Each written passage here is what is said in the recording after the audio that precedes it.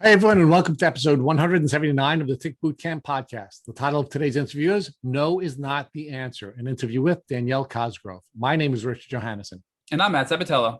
So, Matt, this is a young woman who had to learn how to advocate for herself, and she had to take responsibility for her health. And once she did those two things, she was able to go forward on her healing journey.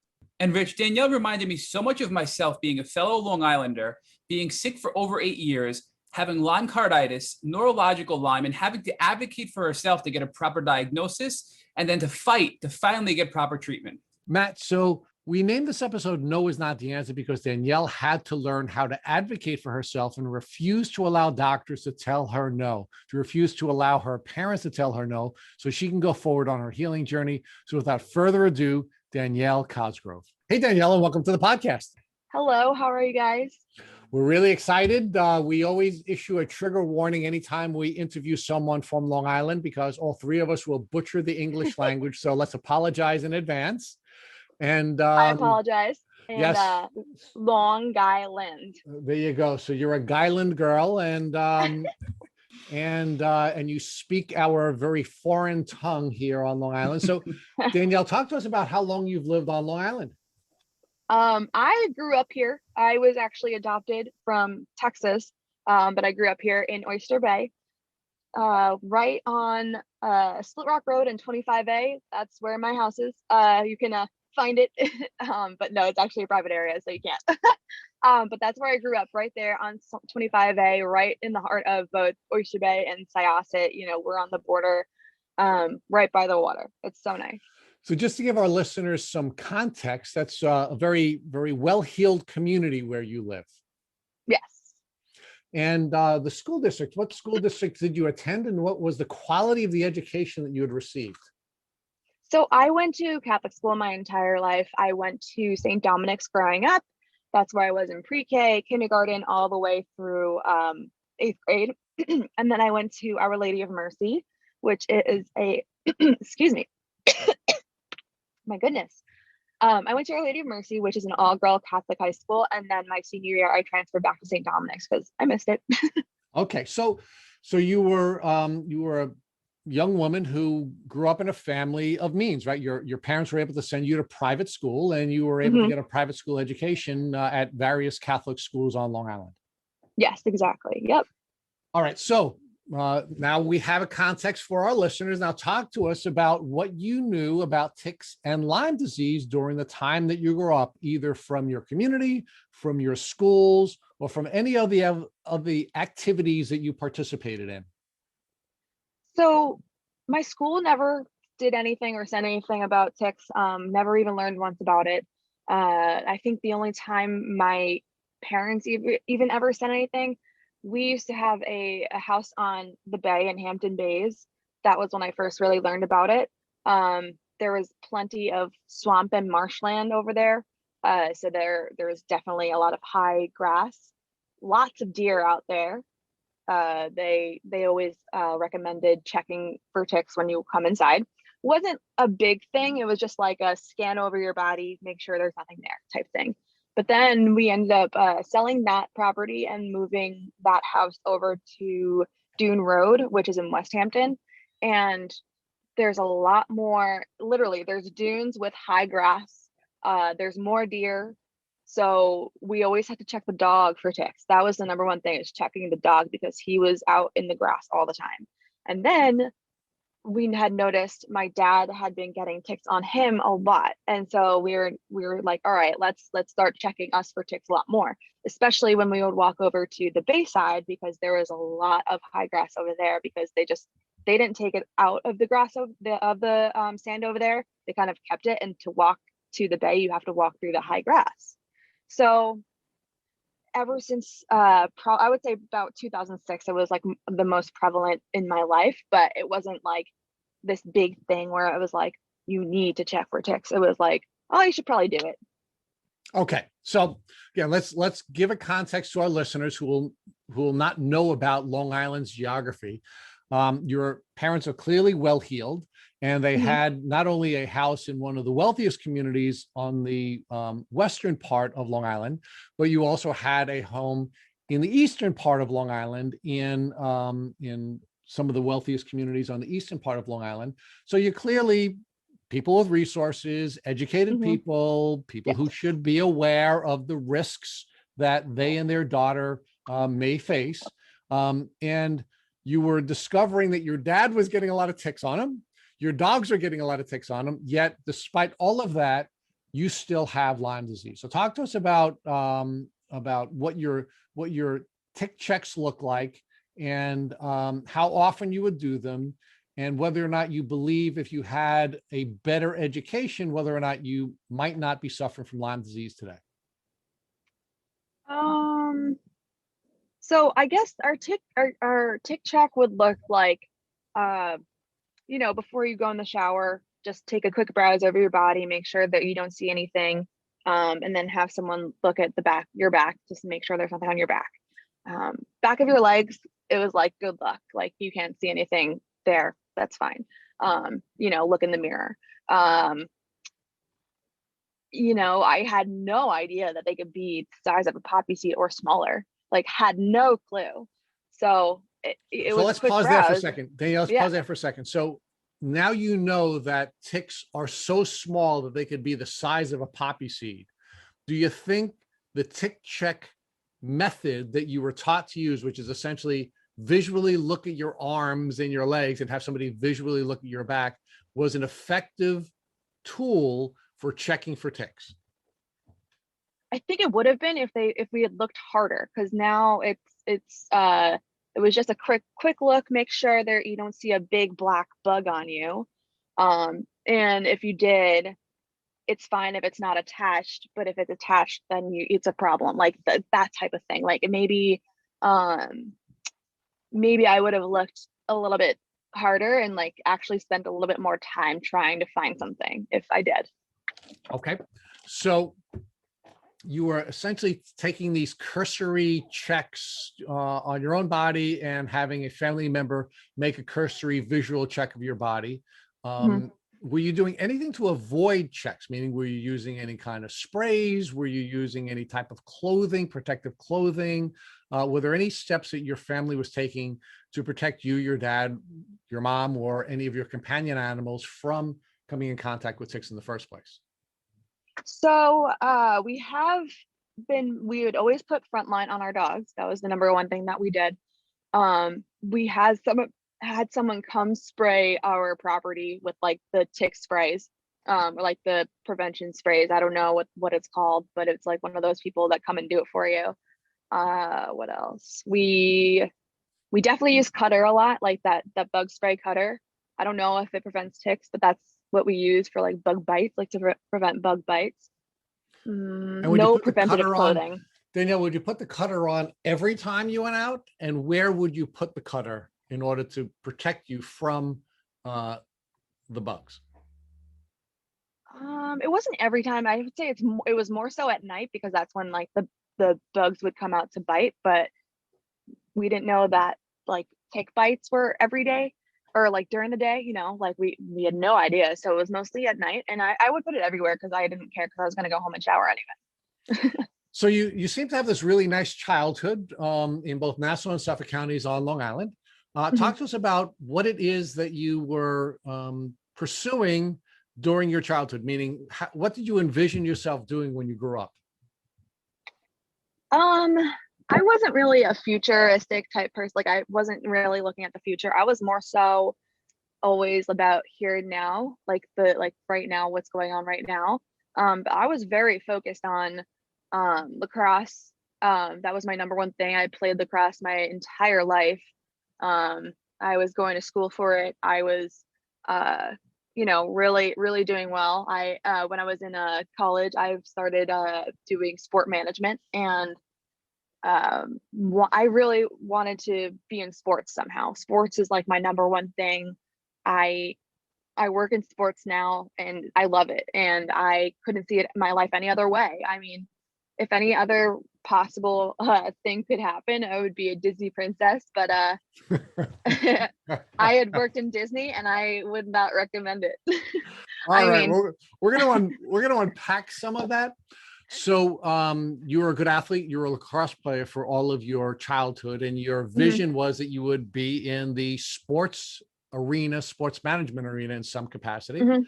Um, let me ask you one more question about your TIC education. Obviously, if you're a lacrosse player, you're outside a lot, right? Did Mhm. any of your coaches, either on your school teams or any of your club teams, ever talk to you about TICs? And did any of your club teams recommend that you and or your teammates take any steps to check for ticks? No, not at all. So now you're a lacrosse player, you're getting ready to go to college. Where'd you go to college, and what were you envisioning yourself doing in college? So I had started out at Adelphi, and Adelphi, I wasn't recruited to play there.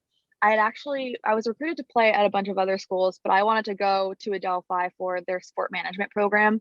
I heard it was one of the best, and I knew that their lacrosse team was great. So I was like, all right, let me start to talk to people, and I can walk on the team, like, like try out and stuff like that. So I had actually gotten sick my first time.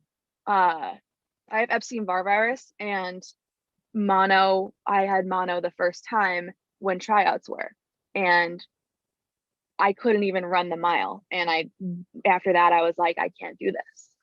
So when I went to Adelphi, after I was like, I'm not playing lacrosse here anymore, I'm going to switch schools. I ended up going to Nassau for a little bit, Nassau Community College, and I didn't get my associates there because I knew I was still going for my bachelor. So I was like, I'm just going to take the classes that I need for my bachelor's, and then I transferred to Southern New Hampshire because I started working full time. I had like 2 jobs, and then I had 3 jobs at one point. Even though now I have 4. I had 3 jobs at one point while I was in school, so I was doing everything online, and I had graduated from Southern New Hampshire University. So Danielle, talk to us about what your health was like during your childhood. Clearly, you're an athlete, and Mhm. you were very athletically inclined. And talk to us about when your symptoms, from what you now know to be your tick disease, began to present. My whole childhood, I was pretty healthy. I would get a bad, like, cough like once a year. It was nothing to worry about. My parents never had to worry about it, but it was like this like cough, like something gross, like you're hacking up a lung. Um, and I would get that once a year. So that was pretty much the only sickness I really had growing up. Um, I would get the random pink eye or uh stomach bug once in a while, like every other kid, but that's it. Um, I get my symptoms are so strange, and I still look back to it this day, like, when did they actually really start? Because I have been sick for so long, I don't even remember anymore. And it's like, okay, this is maybe there's something, maybe that was part of it back in 2012. Maybe this was part of it back in 2011. Like, I keep going further and further back, realizing that, oh, excuse me, oh my gosh, this is probably part of it. So like I just said before, my first time I ever got sick with mono, I have Epstein-Barr virus now, and that was in the beginning of, sorry, the end of 2012. It was like October 2012. Um, that was my very first like I had been really like I really wasn't that sick. I didn't even know that I had it until like I was at the very tail end of it, where I was just really tired all the time. And then Danielle, go ahead. is that the window of time when you were trying out for the lacrosse team at Adelphi? Yes. So Yep. prior to that, you're a healthy gal, you're a good athlete, you're performing at a high level. You're now Mhm. trying out for a college lacrosse team, and what had been a relatively, I guess, easy athletic pursuit for you because you're a good athlete and you're healthy, you start to now have problems that are preventing you from doing what you were very good at, which was playing lacrosse. Yes, I couldn't even run the mile. I could barely keep up with the rest of the team, like the rest of the team doing anything like sprints, like nothing. It was strange for me because I do have asthma, but it's sports induced asthma. Like I have to like run a lot for it to be really triggered. So the fact that this was a thing was shocking to me, and I was a normal runner. Like I would go out for a run and actually like go like for fun. Like I used to do that all the time. But then it was the weirdest thing. I really couldn't do much. And my travel team lacrosse coach, my club lacrosse coach, was the goalie coach for the Adelphi. And she had pulled me to the side and she was like, "Hey, what's going on? Are you all right? Like, what's happening? I know you can run. I've seen you run. Like, are you all right?" And I was just like, "I don't know what's going on. I don't know what's happening. You've seen me play. Can you vouch for me for these tryouts?" She's like, "There's nothing I can do. Like, I'm not the head coach. I can't tell you." So it was a big struggle finding out that like I couldn't really like retry out because that was it. But that was my very first symptom, and I still don't know if it's even like attributed to it because still don't know when I really started to like get Lyme disease in 2014. Yeah, so 2014 was when I first got the ringworm rash. We thought the bullseye rash. We thought it was ringworm, and they gave me a topical steroid to use. And then in 2015 was when I really started to get really bad stomach issues. Like trouble eating, like I could barely keep anything down. I was nauseous all the time, vomiting and diarrhea all the time. That was just like the first couple of episodes, and I saw a GI and he was not really helpful. And he was just like, "Oh, you have IBS," or "Oh, you have gastritis." And I was like, "You're supposed to know these things. Like, how do you not know?"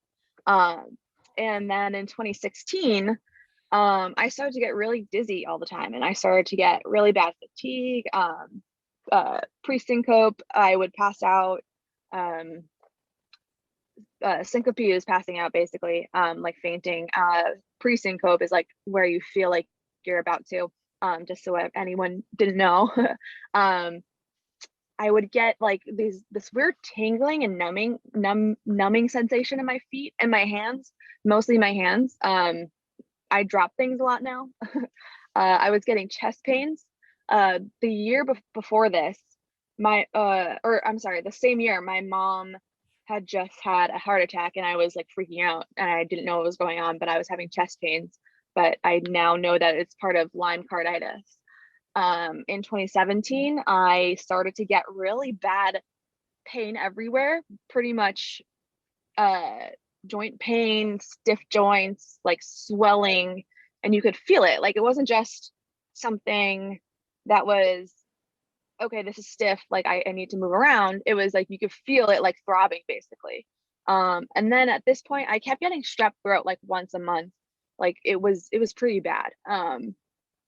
Like I even more than once a month at some points. It was like every 3 weeks, every 2 weeks, it would come and go. And I was constantly put on a Z-Pack, and it was not helpful. Like it just kept coming back. Later that year, I saw an immunologist who diagnosed me with a selective immunoglobulin deficiency, which was helpful because I ended up getting a booster shot of some sort. It was like like some sort of pneumonia shot. I don't remember what it's called. I've had so many different things with this doctor. And we went back actually this year and my deficiency has gotten worse. And then I'm sorry, I'll continue back on the timeline. In 2018, my fainting and dizziness got a lot worse. This is when I was actually working in Disney. And I started to get like I would pass out in front of guests, and it was kind of scary. So they pulled me to the side and said, "Hey, we need to like get to the bottom of this to figure out what's going on with you because like you're scaring the guests." And I'm like, "Yeah, I know that. I'm scaring myself. Like I understand." And so I actually ended up leaving the college program a little bit early to go home to get treated and to see someone. But once I saw someone, it was the same thing. Oh, you just have a bug. Oh, you're just a little sick. Like you this will go away. And I'm like, this has been going on for 5 years, guys. Like how is this just a bug? And this is when my migraines started to come in. And like at the end of the year, I was getting really bad migraines. I was having trouble seeing when a migraine attack would happen. I would get ear ringing when I had migraines. My migraines are audio induced, not ocular. So it has nothing to do with my eyes. Like I am fine. I have no light sensitivity. It's ear sensitivity. So whenever I hear something that's really loud, or if I hear like a car that's playing really loud music next to me that has a bass going, it just triggers a migraine instantly. And I don't know why. It's just there's something. I do have an inner ear imbalance, and it looks like there might be like fluid behind my ears, but they said that there's not a lot that they could do for that. So unfortunately, it's not something that I can fix. And So then Danielle, I'm going to ask you to yes, pause for a second. sure. And let's walk back to 2012. In Mhm. 2012, do you recall having been bitten by a tick? Mhm. No, no, no. I'm sorry. No, I do not remember getting bitten by a tick whatsoever. Ever in your whole life? Mm-mm. Okay. So now in 2012, when you first started feeling the symptoms, the ones that interfered with your ability to try out for the team at Mhm. Adelphi University, did you go to see a doctor? They had an on-campus doctor there, like a nurse. I don't know if he was a nurse practitioner or a nurse assist, like a physician assistant. Um, but he had like told me he was the one who checked for mono because apparently it was going around. I'll say that first, but I had just started there and I wasn't like, that it's called the kissing disease and I wasn't kissing anyone. So I we attributed it to, oh, maybe I did drink out of the water bottles that were left on the side of the field for lacrosse. But that's also very like we all like barely touched it. Like we would just pour it. Like it was like one Right. of those squeeze bottles. So yeah, don't know. So did you see any doctors in 2014 when you had the symptomology that developed in 2014? um sorry, I forgot. 2014 is like a still like a very blurry year. 2014, yes, that was when I had ringworm. So they gave me, or we thought it was ringworm. They gave me a topical steroid to help that. Okay. Now, did your doctor ever discuss with you the possibility that this rash that they were treating you for ringworm could have been Lyme disease? No, mm-mm. Had And no idea. did your doctor ever suggest to you that if you did have Lyme disease and they did treat it topically with a steroid, that the steroid would suppress your immune system and it would make it more likely that your Lyme disease would be exacerbated? No, Now, you I didn't also, even know that. so you now talked about 2015 and you had some symptomology in 2015. Did you see Mhm. any doctors in 2015? Yes, I saw a GI doctor. I saw my regular doctor a lot, but mainly my GI doctor. And at any time during your doctor's visits in 2015, did you ever discuss, or did they ever discuss with you the possibility that you may be suffering from classic Lyme disease symptoms? Nope, nope. What about 2016? You said you had new symptoms in 2016. Did you Yes. see doctors, and was there any discussion about Lyme disease? Yeah, so I was seeing my normal doctor, like my physician at this time, and this is when I started to get dizzy, headaches, like like all this stuff, uh, chest pain. And this is when he actually said, "Okay, you have a couple of Lyme disease symptoms. Let's check you for it." And this is when it came up negative the first time, Okay, which so actually, I'm sorry, I let's forgot pause to. there. Yeah, yeah. Pause that. So when you say it came back negative, did the doctor perform a certain set of blood tests or other types of tests that he or she or they were using to diagnose you for Lyme disease? I believe it was just the regular blood test. Like there was no immunoassay, there was no Western blot or anything like that. It was just like the regular blood test to see if my antibodies reacted to Lyme disease or something. I don't know. One of those, the first ones, I really can't tell Hey, Lisa. you. Now, Yeah, there you go. do you know whether or not the doctor spoke with you or your parents about the limitations associated with Lyme disease testing? No. So at that time, when the doctor said to you, we're going to test you, and the doctor did test you, and the doctor told you that the test came back negative, did you believe that there was still the possibility that you had Lyme disease, or did you put that out of your mind and move forward with your life and trying to figure out your health challenges in other areas? Um, Honestly, I can't remember. I think 2017 was the year that I was like maybe that was negative. Um, because I remember having like looked it up because that was one of the things that like every time I looked up my symptoms, it's Lyme disease. Like that was what it was. So and then I started looking a little bit more into it and said not every Lyme disease, not every person with Lyme disease, it's very hard to diagnose. Like you can't really find it right away sometimes. So had no clue. So now when you say you were looking at your symptoms, were you using Dr. Google or some other source to give you an outline of what the symptoms of Lyme disease were? And did you start to see some identity between your symptoms and the symptoms that you were researching from Lyme disease? So I guess the first thing that triggered me to like look it up, I would just look up my symptoms on WebMD all the time because I was trying to figure like what is this? Like what is going on? And every time I would look it up, it's like, you might be dying. Go to the nearest ER or call 911. And I'm like, really? So I decided that, you know, instead of doing WebMD, maybe I should start looking at different illnesses that exist and that are prevalent and see what their symptoms are instead of looking at my symptoms. So I did it that way. And Lyme disease, lupus, what was the other one? There was another one that I saw on there. And it was like, all of these look like something that I might have. And I was like, geez, that's crazy. Maybe I should go get tested. I got tested for lupus. That was negative. I got tested for like a ton of things and there was just nothing coming out, like autoimmune diseases, nothing, like absolutely nothing. And it was baffling to me because of how I felt and what my boyfriend was even seeing. He was like, this is just too much. Like there's no way that this is nothing. So Danielle, you shared with us at one point your mom had suffered a heart attack. Mhm. And I have two questions about that. One, do you believe your mom is suffering from Lyme carditis or any other form of Lyme disease? And secondly, when your mom had gotten sick, was that really stressful to you? And do you believe that that suppressed your immune system and caused your disease to accelerate?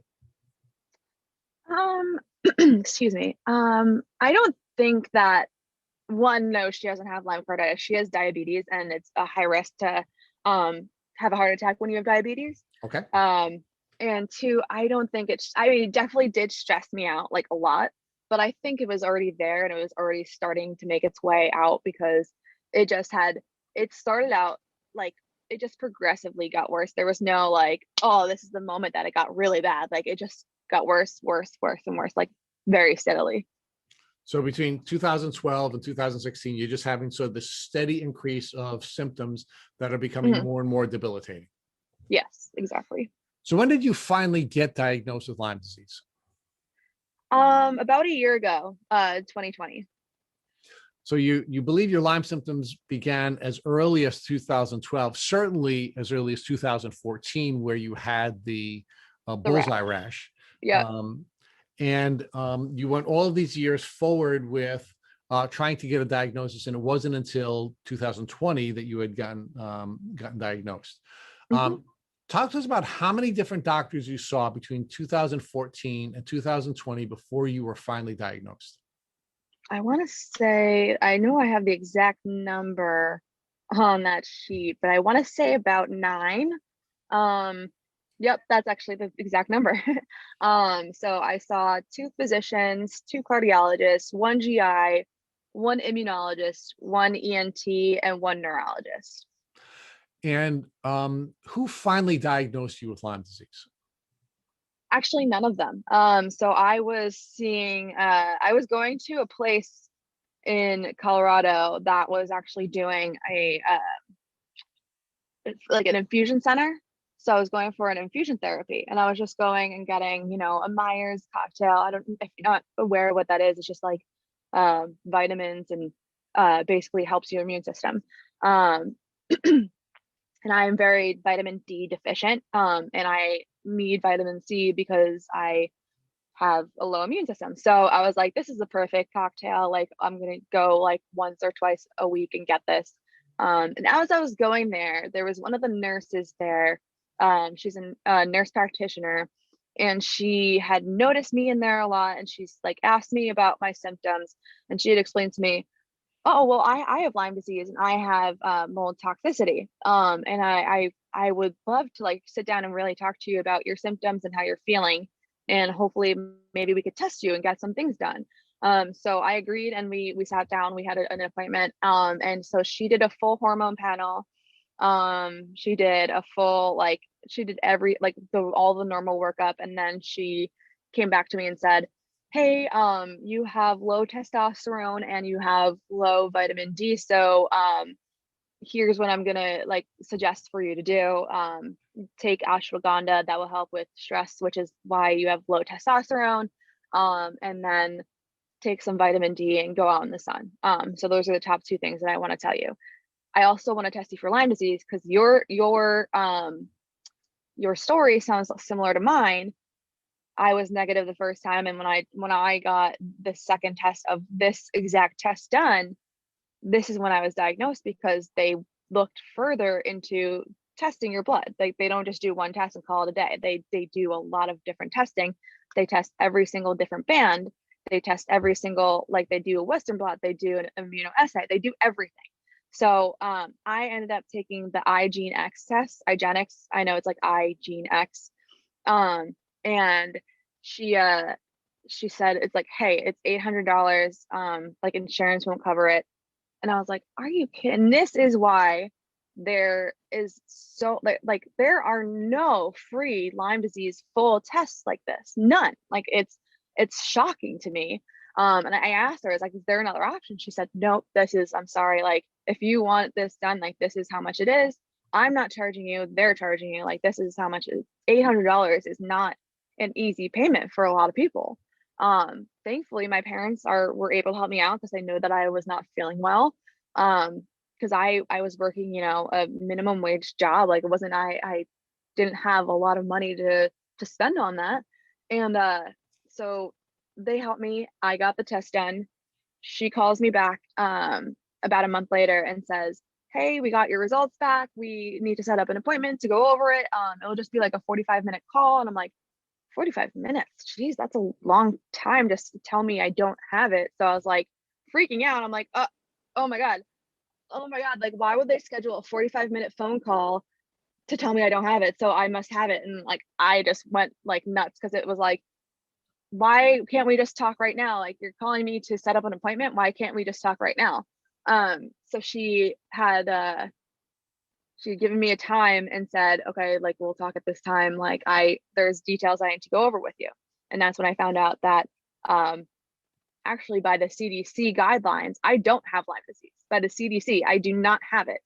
But I have 2 out of the 6 required bands that makes it there. And I have tick-borne relapsing fever as well. So with these two illnesses and, like, all the symptoms that I have it. So they were like, there's no way you don't have it. Like, even when I went to Dr. Cameron, he was like looking at it, and he was like, all your symptoms point to Lyme disease. Not all these symptoms are from tick-borne relapsing anyway, because there's no way that, like, this specific symptom is not Lyme disease. Like, there's no way, because you lived in Long Island for so long. Tick-borne relapsing fever is only in Colorado, and I just moved out there in 2019. So he took my history, he took like all my information and actually like looked it over and said, you have it. There's no, it's confirmed, like, you have Lyme disease. And it sucked. It hit hard. Okay, so we're gonna get to Dr. Cameron in a minute. Yeah, and that'll yeah, take that's you why I that didn't want to. portion of your journey. Yeah, stay with me on the diagnostic journey. So Okay. When you took the IGeneX test, and you were told that IGeneX had a more comprehensive test, more expensive, not covered by insurance, but more comprehensive, how did that make you feel about the doctor who had given you the first Lyme disease test, who didn't share with you there were limitations of the test, in fact, told you that you did not have Lyme disease because you didn't test positive on that first test? I was very frustrated and annoyed. I was like, are you freaking kidding me? We could have like been done with this years ago. I could have known years ago. Like, how, like, you're a doctor, you should know like know better than just to tell someone that they don't have it and not do any further search. Like I think it's not fair. It's not fair to us. Like you have that knowledge and you're gonna hold it like from me. Like I don't have that knowledge because it's not well known, but you have it, and that's not fair. Now, how did you feel about all the other doctors you had seen? You had seen 9 doctors before you met with this healthcare professional who recommended the IGeneX test. How did you feel about all those other doctors who didn't recommend other tests and were not willing to diagnose you with Lyme disease clinically? I think a lot of them weren't educated on Lyme disease. A lot of them like really didn't know a lot about it. And they didn't think to test for it. Like they didn't think that would be, especially my first gastro doctor. Like I don't think he knew to test for it because he only saw me for intestinal problems, and that was the only symptom that I really had besides mono. But I didn't know I had Epstein-Barr virus yet. So, But Danielle, you grew up on Long Island. You were from Western Long Island, Eastern Long Island. We are the Lyme capital of the world, and you're telling me that you went to see 9 doctors, from one of the wealthiest communities in the country, and none of those 9 doctors were educated about a disease that's endemic on Long Island? Nope, not. It's funny because I was diagnosed in Colorado. I wasn't even diagnosed in New York. And how does that make you feel that, you grew up in one of the wealthiest parts of the country and with a well-heeled family who had all kinds of resources to send you to all kinds of doctors, and none of those doctors were willing or able to diagnose you with a disease that you were clearly suffering from? It's funny because I think my parents also kind of, no offense to them, I love them, but they kind of played a part in it, and they kept telling me that, oh, you're fine, stop looking for something that you don't have, like, stop looking for something to be wrong with you. And it wasn't that I was looking for something to be wrong with me. It was I was looking to find something to fix, because I knew there was something wrong. I wasn't looking for something to be wrong. I knew there was something wrong already. But Danielle, what did you expect your parents to do when they were being told by all the healthcare professionals that they were bringing their child to that there was nothing wrong with you? I mean, they were essentially saying it's all in your head. I mean, I guess my parents also, they call me a hypochondriac, and it made me feel like really, really upset that they didn't believe, and like no one believed me. And like I would go, I've been to the ER countless times, and to just sit there and like not be noticed and sit there in pain and like crying my eyes out and no one like approaching me, it hurts. Like I just want to be believed, and I want people to literally just have a day in my shoes. Like sitting here right now, my back hurts so bad. My ankle, I sprained my ankle about a month ago, and it's still swollen and painful. There are so many things that people just don't realize, like what we go through and what every day is like. So and then, even on a quote unquote pain-free day, it's still painful. So okay, so you had people who were sort of external to your world, like doctors, who were telling you that there was nothing wrong with you. You had people who you had an intimate relationship with, like your parents, who were telling you there was nothing wrong with you. What impact did all of that have on your belief about whether something was wrong with you? Meaning, was your mind telling you maybe there is nothing wrong with me? Originally, yes. I was like, okay, maybe it's just all in my head. Maybe I'm just like, I'm fine. And I am looking for something to be wrong. Maybe just possibly. But I always still had that little bit of, okay, no, there's something wrong still. So I think that is what kept me going. So now you go to your clinic in Colorado, you're getting your Myers cocktail, you meet with the woman who has saved your life, who has you take the IGeneX test, and you finally now have a test that gives you a diagnosis.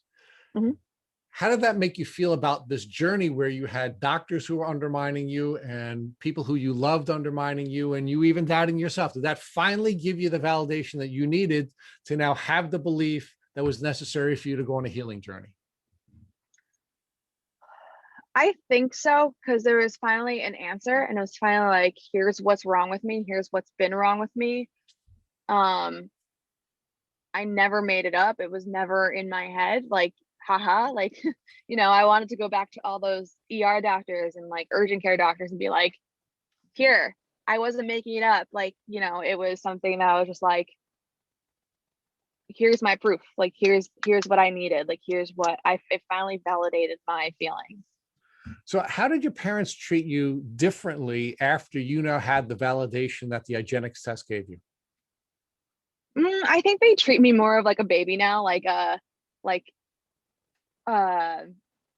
how's your day going? Are you feeling all right? Like, and if I say, oh, I'm not feeling well today, it's not like, okay, we'll feel better. It's like, hey, can I bring you over Gatorade? Can I bring you over like something to eat? Like, what's going on? What are your symptoms? Can I help you?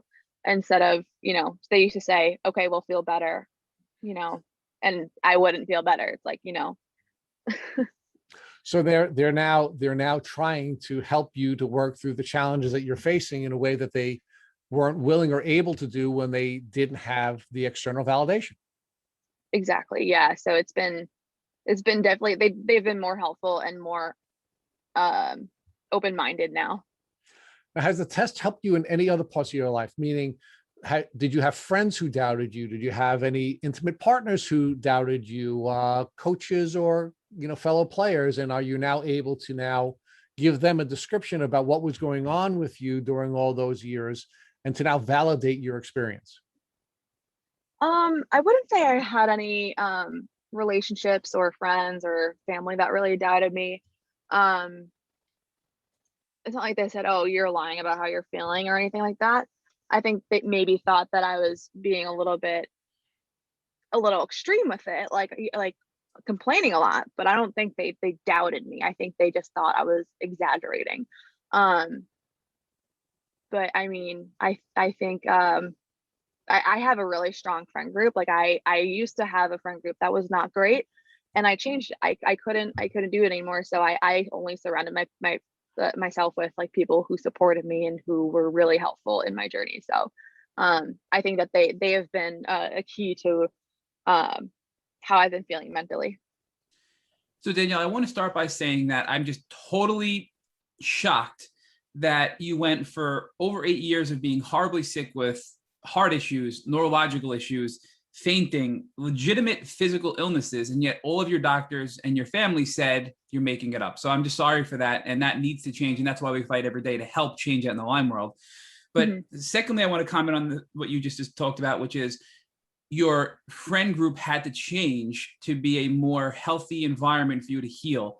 And we hear this a lot from people in the Lyme community, that they have a very unhealthy social relationship or social group, and they are concerned or don't want to pivot away from that and find a healthier group to be friends with. But I believe that that is an important factor, an important part of healing, is to have a supportive social and family group. So can you talk to us more about what made you realize your previous social group wasn't healthy for you, and why you then changed to have a more supportive group of friends to help you heal?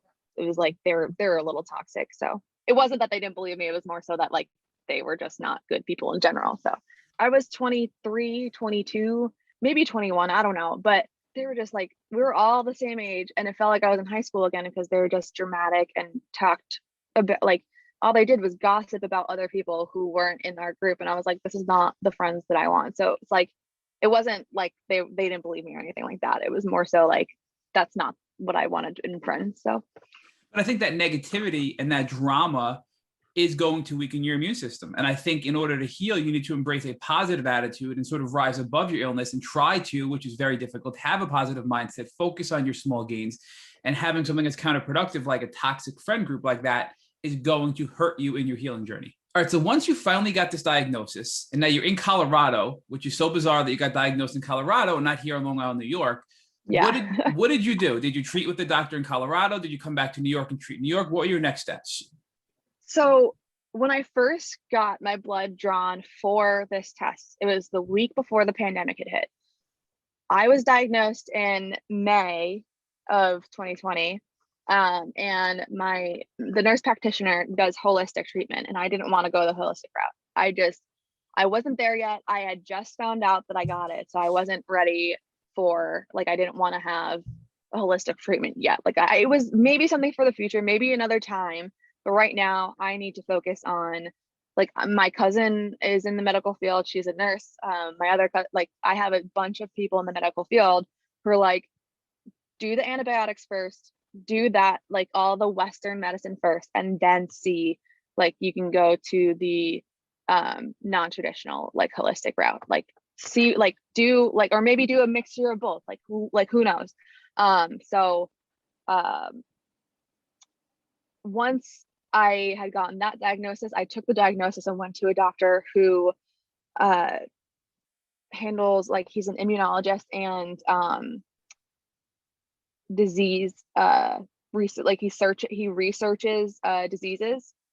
So he had one Lyme disease patient before me, but he was working with someone from New York who is like does Lyme disease. So he was working with someone like personally, like who works for like with Lyme disease in New York. So he was already like, he knew a lot about it.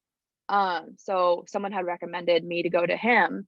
So I went to him, and instead of treating the Lyme disease itself, all they were doing was treating the symptoms of Lyme disease. So I had mast cell activation syndrome. I had a lot going on with my stomach and my gut, like my gut. They wanted to treat me for like leaky gut protocol.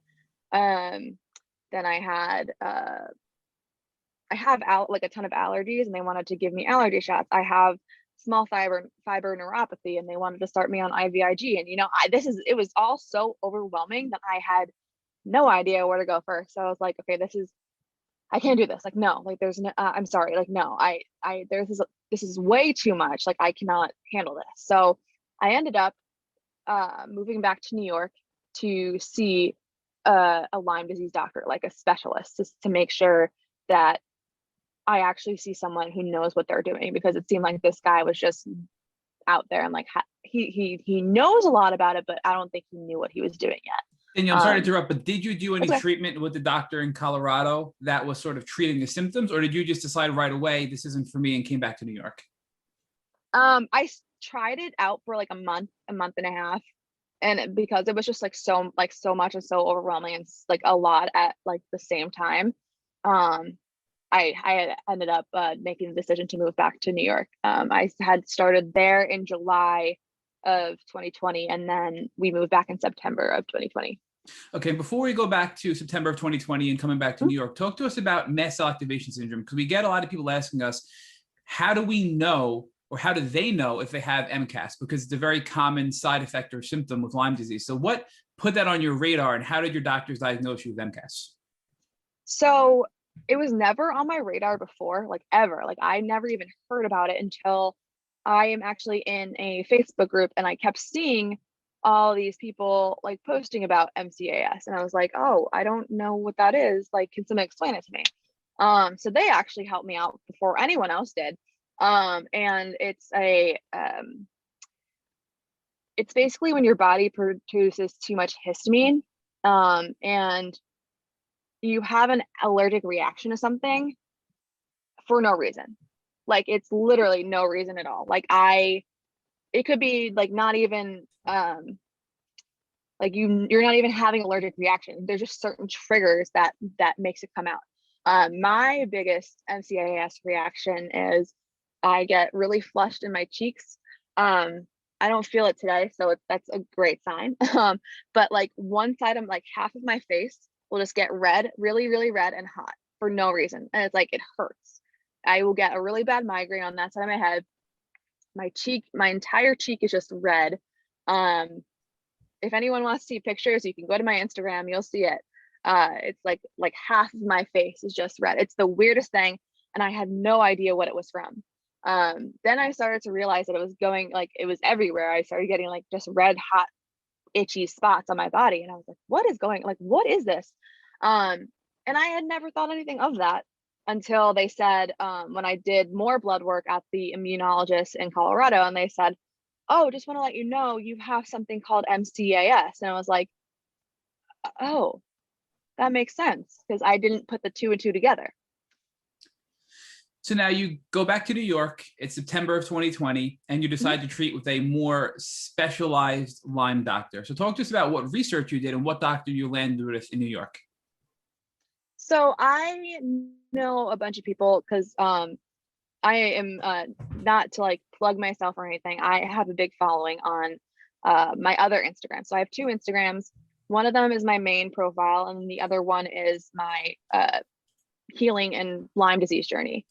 The main profile has a lot of followers, and I had reached out to people and like posted on there and said, "Hey guys, does anyone know any Lyme disease specialists in the New York area? I'm looking for someone. I just moved back. Um, please send me your top doctors or who your friends have seen." And surprisingly enough, there was a lot of different doctors that I had gotten on there. One of the big ones that I had gotten was Dr. Cameron. There was another one that he had actually worked very closely with, and I forget his name, but he was like the top doctor, but he had a really long waiting list. Was it Dr. So Horowitz? yes, yep. Dr. Horowitz. So he's upstate also, right? Yes. Yes, then yes, it was him. So he had a waiting list, and I was like, all right, well, I can't wait anymore. Like I've already waited 6, 8 years. I can't wait anymore. Like it's not, this is something that needs to be handled right now. So go ahead. So essentially, I'm just making an observation about your journey. Every step you made where you had progress was based on your own research, crowdsourcing information from the social media community, or doing your own WebMD/Google research to basically push your own diagnosis when everybody else thought you were just making it up. So that's something really powerful as well that I hope you reflect back on and realize that you are responsible for the successes you've had in your healing journey and not your doctors. And I think this is an important message for people to advocate for themselves and not give up when people are telling them, hey, you're fine, because we've all been there and we need to advocate for ourselves like you did, Danielle, and you're a perfect model for that, to keep fighting to find the right doctors to get better and keep climbing our way out of this horrible pit that is Lyme disease. That was my biggest thing for my entire journey so far. You know, like I'm not in remission. I'm still sick. I'm still fighting this. But if I could tell anyone anything, it would be use your voice and advocate for yourself, because if you don't, you'll stay sick. And I'm so glad that I did, because if I didn't, I would still be where I was last year and not having any answers and having no idea what to do. So on this note, looking back, and it's very difficult to sort of judge yourself or critique yourself, but looking back at the last 8 years of your health journeys, is there anything you did that you would do differently that you can give as a piece of advice to our listeners, or some sort of tip you can provide to our listeners to shortcut their healing journey that you learned from your experience? I would say don't take no for an answer. Like if your doctor says, no, you don't have this, be like, are you sure?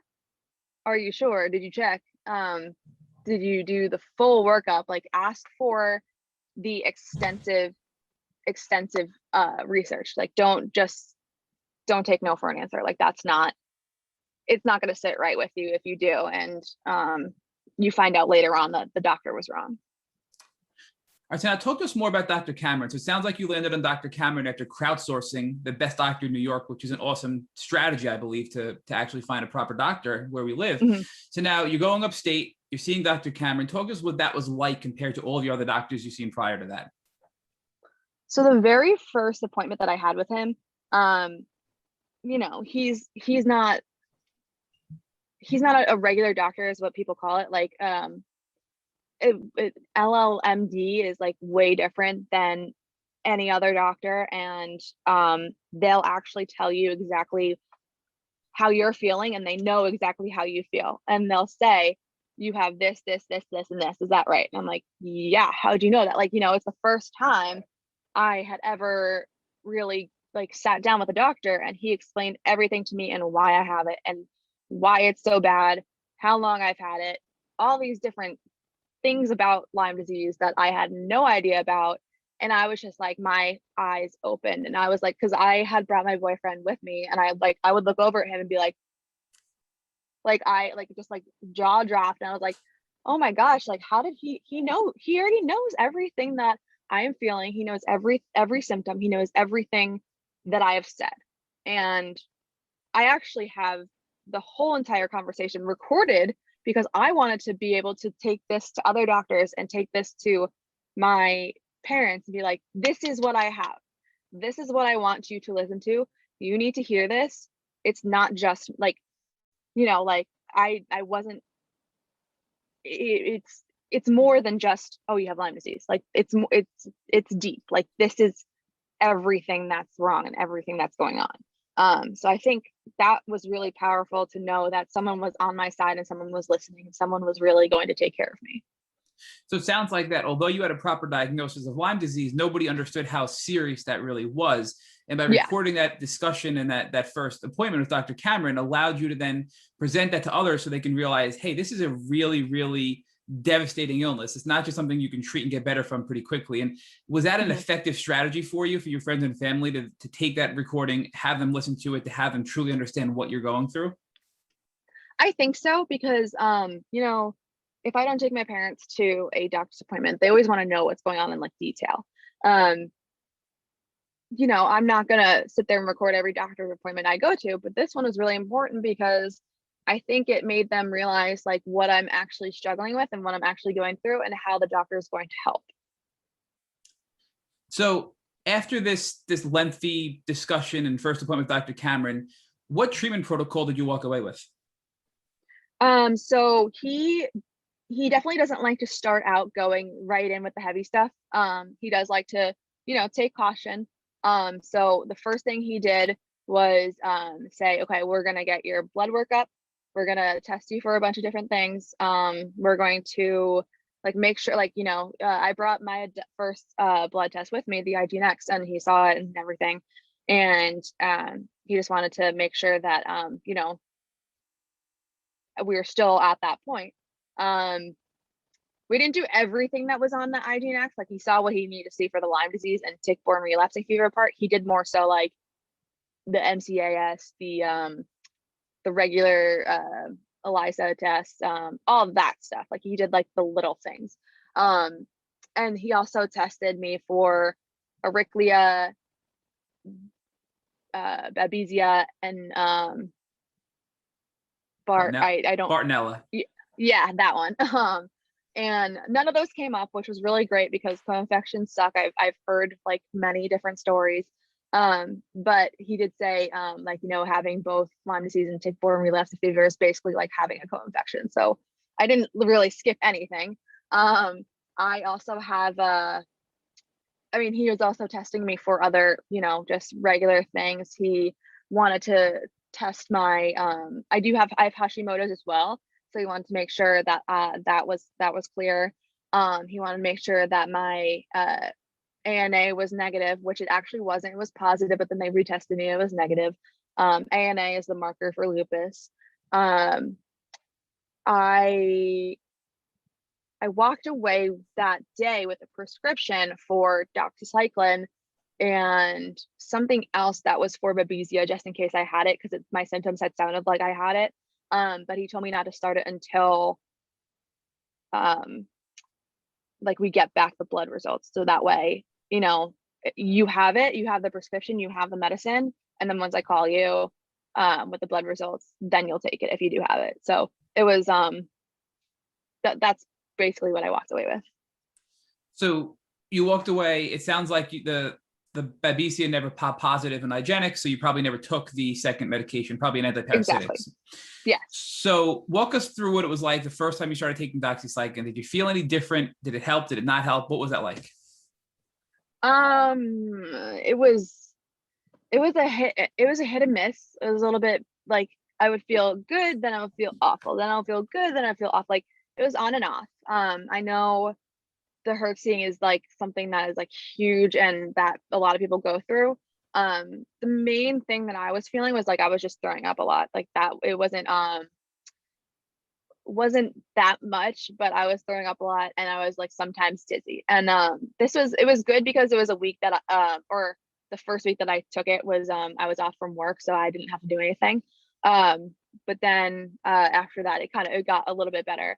Until I ended up, and I'm sorry if this is TMI for anyone, a month and a half in, I was like 90 days in, and I ended up starting to get blood in my stool. And so I called Dr. Cameron right away on his emergency number because it wasn't normal blood. It was like, I'll just put it, it wasn't normal blood. So I called him and he said, okay, you need to go to the ER right now. So I went to the ER and they had said, like they don't see anything, like nothing's there. They are checking for diverticulitis. They're checking for just a couple different things because I was also having really bad abdomen pain and it wasn't normal stuff going on. So they ended up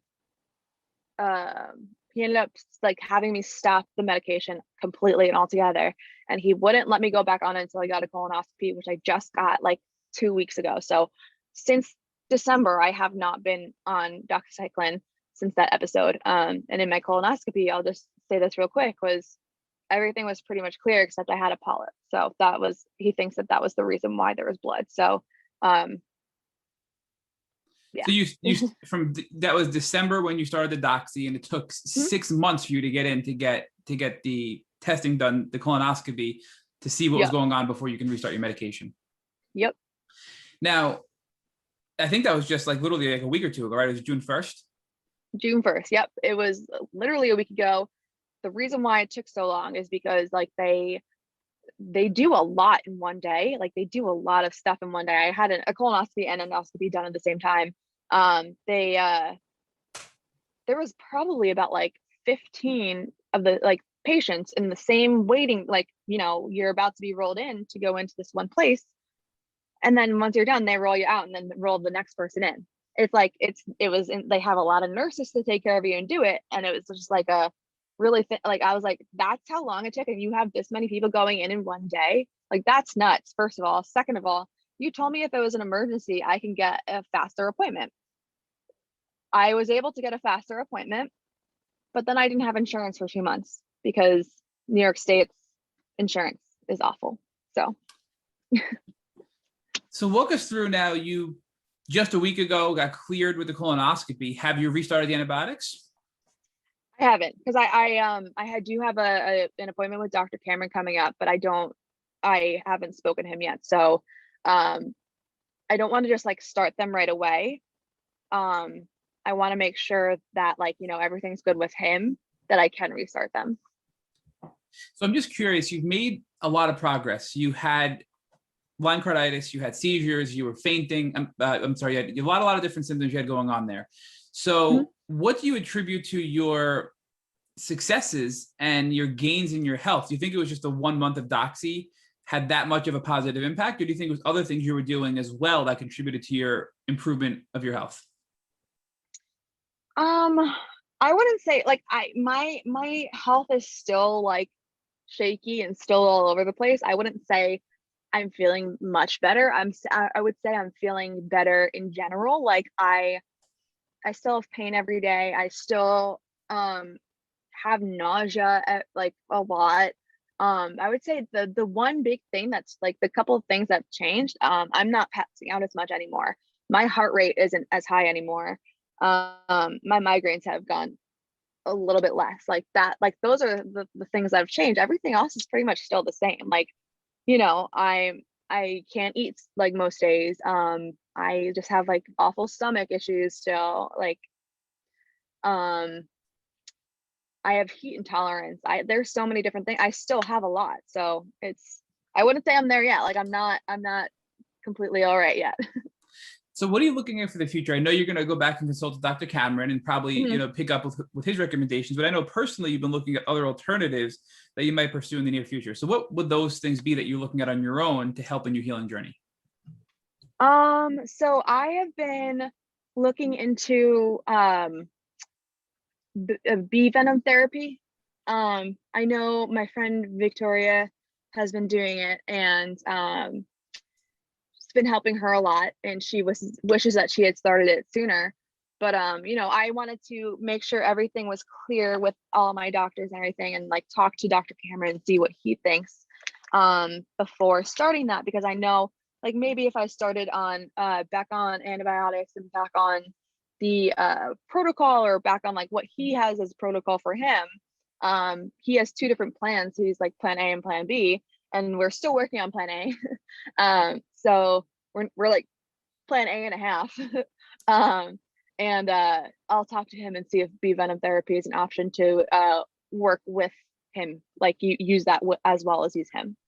Can you just give a brief description? I know you mentioned your friend Victoria. That's Coach Vic, as we call her, from Nassau County as well. We interviewed Vic. We love her. Can you just give us a brief description of how bee venom therapy can be helpful in treating Lyme disease and what you've learned from both Coach Vic and your studies? So bee venom therapy is a therapy that they use the venom to basically, I forget what the name of the what's in the venom to help like shock your system. Basically, it just like kind of opens up your, it like shocks your system and helps with your muscles relaxing, your pain receptors, like the nerve receptors, to not be like, it's not as painful. There's just a lot to it, that you hit the different trigger points of let's say your headaches or your stomach issues, or there's different trigger points that you're supposed to put these bees in. You put the stinger in, and then you leave the stinger in and just pull the bee off. And they only use queen bees, which are about to die anyway, so it's like very natural and safe. And this is something that's already going to happen, so they may as well use it for good. So once they leave that stinger in for about like 10 minutes, and then they take the stinger out, and the venom does its magic, and it helps to make someone feel better overall. And like I don't know too much about it. I don't know a lot about it. I've just seen what Vic does, and I did a little bit of research. Like, I'm not like, oh, this is what I want to do. Like, I was just thinking about doing it so far. Like, this is something that I want to talk to more people about, like Dr. Cameron. I know Vic has been, it's been helping her. I've seen someone on TikTok do it a lot, and she's feeling better. So, there's a lot of education that really needs to go into it, and more research on my part before I say this is what I'm doing. But for right now, that's something that is like big on my list. So Danielle, talk to us about what has been beautiful about this journey, meaning what have you learned about yourself? And what have you learned about the people that you're interacting with in life that you believe you would not know had you not gone through the suffering that you've gone through on your Lyme disease journey? I would say I'm a lot stronger than I thought I was. I'm a lot more active and vocal about like medicine and medical problems, and now advocating for myself and everyone else who has this, has been really, it's made me think twice about like judging other people, because I know chronic illnesses are not always visible.